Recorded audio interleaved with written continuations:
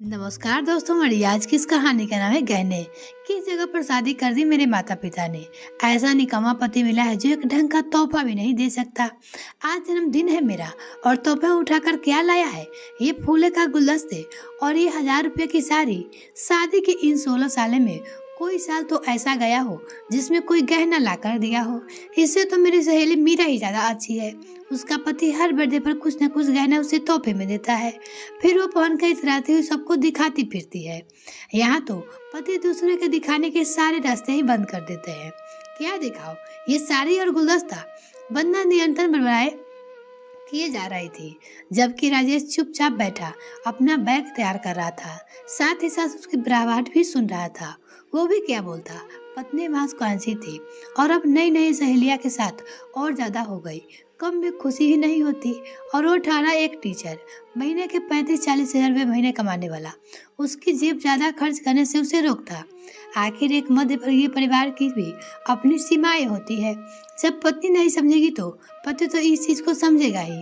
राजेश की कोई इतनी तनख्वाह नहीं थी कि पूरे घर का खर्चा निकालने के बाद इतना पैसा निकाल पाए। दोनों बच्चे की पढ़ाई थी, अम्मा की दवाइयाँ थी, घर के खर्चे, रिश्तेदारी को भी देखना होता था। बच्चे के हायर स्टडी के लिए भी कुछ जमा करके रखना था।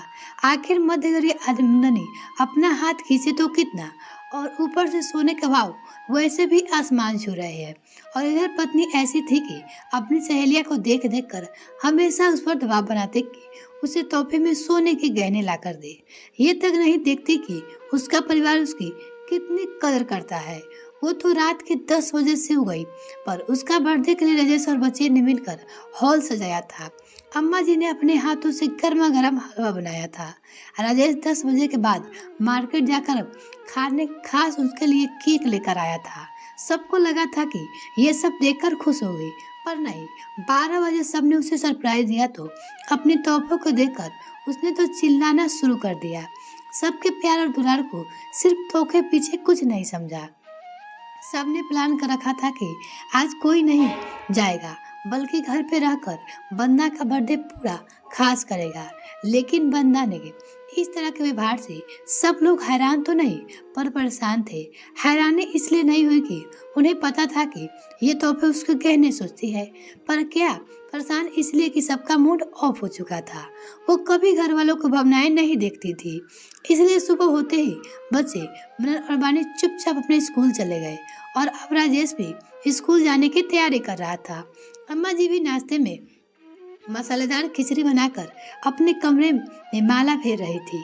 जानती थी कि आज वंदना कुछ नहीं करेगी, क्योंकि वो भी बड़बड़ा रही थी। राजेश अम्मा जी के कमरे में आ गया और बोला, अम्मा मैं स्कूल जा रहा हूँ, तुम कुछ खाकर दवाई खा लेना। वो अपनी माँ से बोला। अम्मा जी ने एक नजर राजेश की तरफ देखा, उसकी आंखें लाल हो रही थी। साफ लग रहा था कि अपनी पत्नी ने इस व्यवहार से वो रात में रोज बुझ चुका है। अम्मा जी उसे शांत रहने के लिए इशारा किया और उसे अपने पास बुलाया। राजेश जाकर अम्मा के पास बैठ गया। अम्मा ने उसके सिर पे हाथ फेरते हुए कहा, तूने कुछ खाया? अम्मा की बात सुनते ही राजेश की आंख में आंसू आ गए। और भूख नहीं है माँ, वो अपनी माँ से बोला।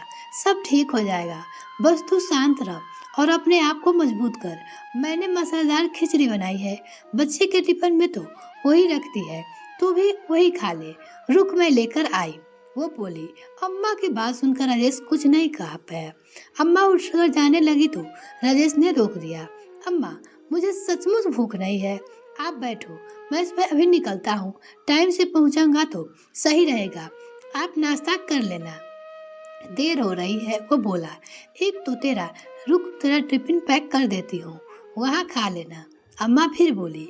राजेश ने रोकने की कोशिश की, पर अम्मा मानी नहीं।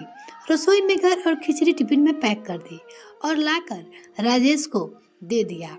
याद से खा लेना, भूखा मत रहना और ज्यादा सोच मत, है ना? अभी हम कमजोर तो क्या हुआ, भगवान ने भी हमारी किस्मत में कुछ लिखा होगा। अम्मा उसके सिर पे हाथ फेरते हुए बोली। अम्मा को देखकर राजेश मुस्कुराते हुए वहां से रवाना हो गया। तभी अंदर से वापस बंदा बरवाना शुरू हो गई। लो चल दिए सब लोग अपने अपने काम पर। किसी को भी मेरी परवाह नहीं है।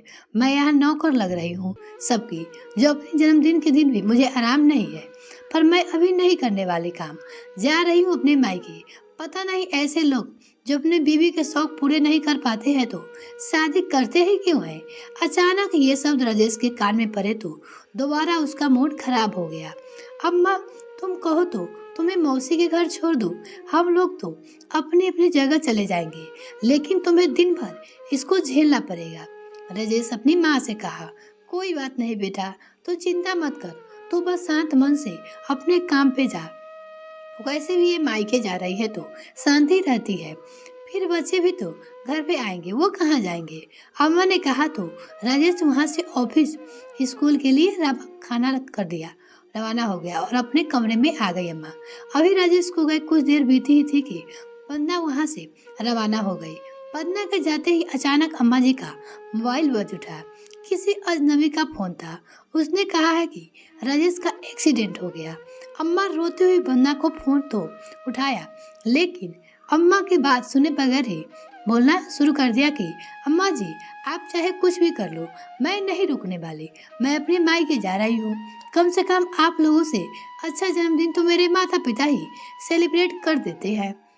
बहू वो इससे आगे अम्मा जी बोल ही नहीं पाई, क्योंकि बंदा ने फोन काट दिया।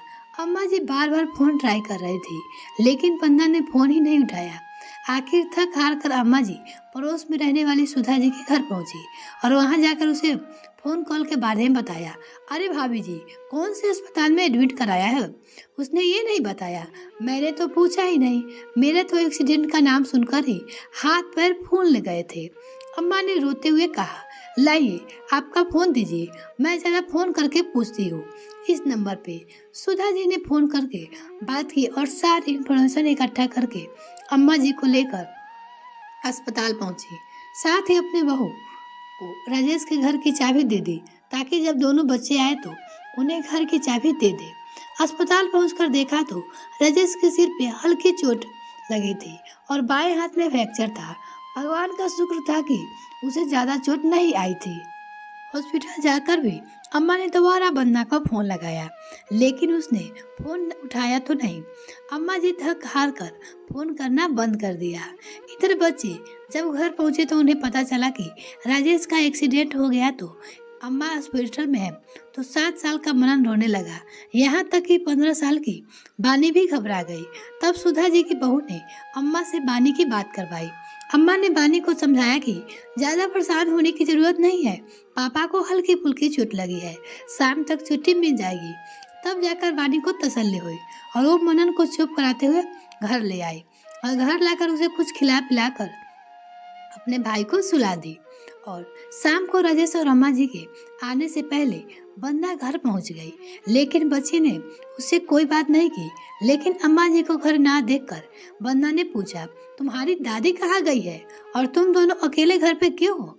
मैं कहकर गई थी कि अपने मायके जा रही हूँ, फिर भी ना जाने कितनी बार फोन लगा दिया और अब तुमको अकेले छोड़कर चली गई, बंदा बोले जा रही थी।